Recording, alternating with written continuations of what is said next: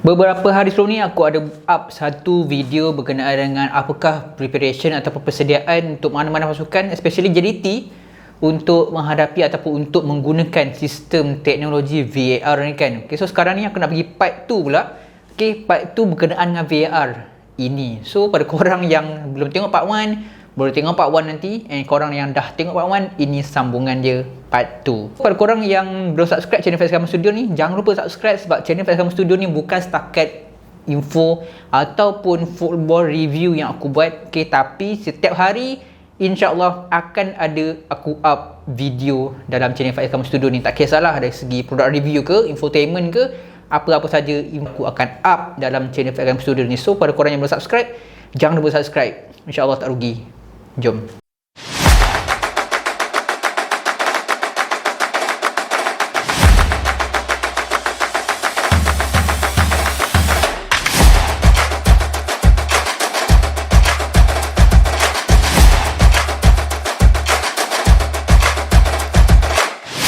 Okey geng, untuk part 1 hari tu kita cerita berkenaan dengan persediaan bilik, persediaan tempat, apa VR apa semula kan. Tapi untuk part 2 ni kita akan jump kepada especially kepada pengadil ataupun orang-orang manusia-manusia ni yang akan mengendalikan video operating room VOR tu. Okey, so untuk part 2 ni kita akan fokus on benda tu. Okey, apakah persediaan ataupun training-training yang boleh katakan orang-orang ni kena jalani, referee-referee yang perlu disediakan, yang perlu dipersiap sediakan sebelum menggunakan teknologi VAR.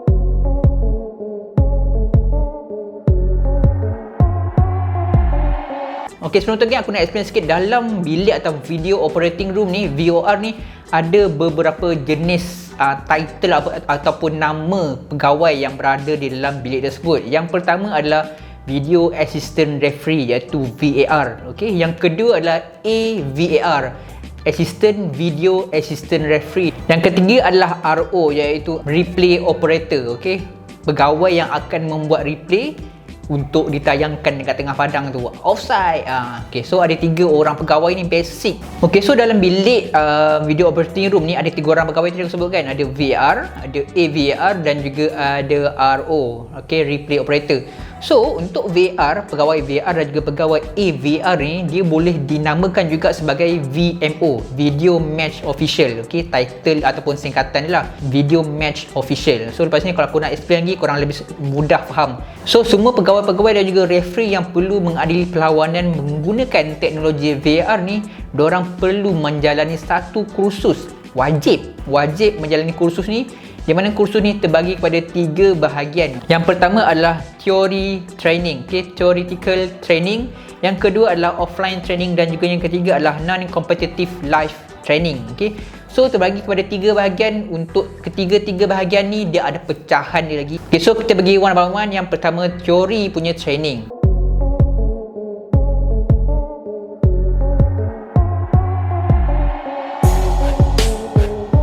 Okay, basically teori training ni benda basic lah kan. Okay, diorang nak ajar referee ataupun pegawai-pegawai VR, pegawai-pegawai AVR tadi itu supaya memahami apakah konsep, apakah prinsipal, okay, apakah falsafah yang ada dalam teknologi VR ni. Okay, apa yang diorang nak capai apabila menggunakan VR ni, apa yang diorang perlu menggunakan, apakah disiplin pegawai yang menguruskan VR ni. Okay, kalau pasang VR pun tapi pegawai tak jujur, tak guna juga.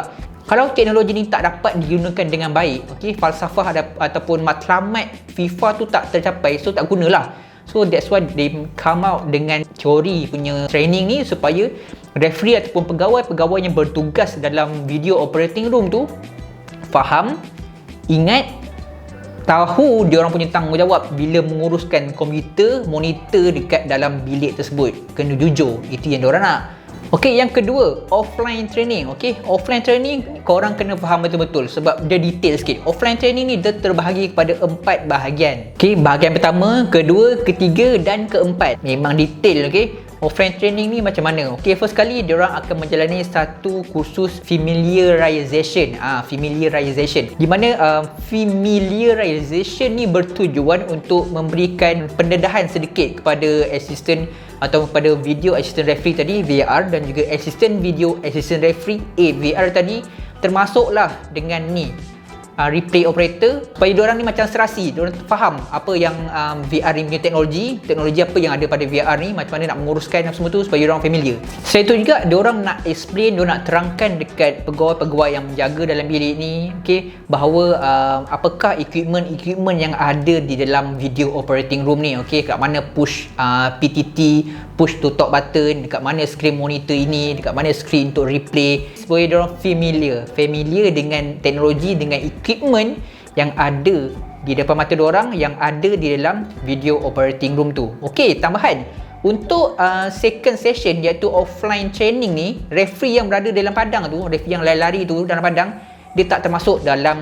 offline training ni, okey. Untuk referee yang berada dalam padang tu, dia hanya termasuk dalam theoretical training dan juga last sekali nanti non-competitive live training. Itu je. Untuk offline training ni, referee yang main kat padang tu dia tak termasuk. Okey, untuk familiarization training ni, dia orang akan hadkan masa selama sejam. Okey, 1 jam untuk ketiga-tiga orang tadi tu. Lama gila mat, mau tertidur. Okey, selepas dia orang dah familiar dengan equipment yang ada di dalam bilik video operating room tu, dia orang akan pergi kepada next step, iaitu diorang perlu menjalani satu simulasi VAR. Okey, diorang perlu menjalani satu session simulasi VAR, di mana session ni diorang akan menjalani simulasi VAR sebanyak 3 session, dan 3 session ni setiap satunya akan berlangsung selama 3 hingga 5 minit. So kalau kata 5 minit tu 5 10 15 minit untuk ketiga-tiga session. So apa yang diorang akan belajar, apa yang diorang perlu buat dalam session ni. Untuk session ni, diorang akan didedahkan dengan simple ataupun dengan situasi simple tentang perkara-perkara yang berlaku di dalam padang, ataupun perkara-perkara yang mungkin diorang perlu membuat satu keputusan berkenaan dengan VR tersebut. Di mana pada masa ni, VR ataupun video assistant referee dan juga assistant video assistant referee ni perlu apply segala yang diorang belajar berkenaan dengan teori tu secara praktikal. Diorang kena apply benda tu sekarang. Apply. Apa korang belajar tadi? Apply. Then, masa ni jugalah diorang kena biasakan diri diorang supaya selesa dan juga serasi apabila menggunakan teknologi dan juga equipment VAR yang ada dalam bilik operating room tu.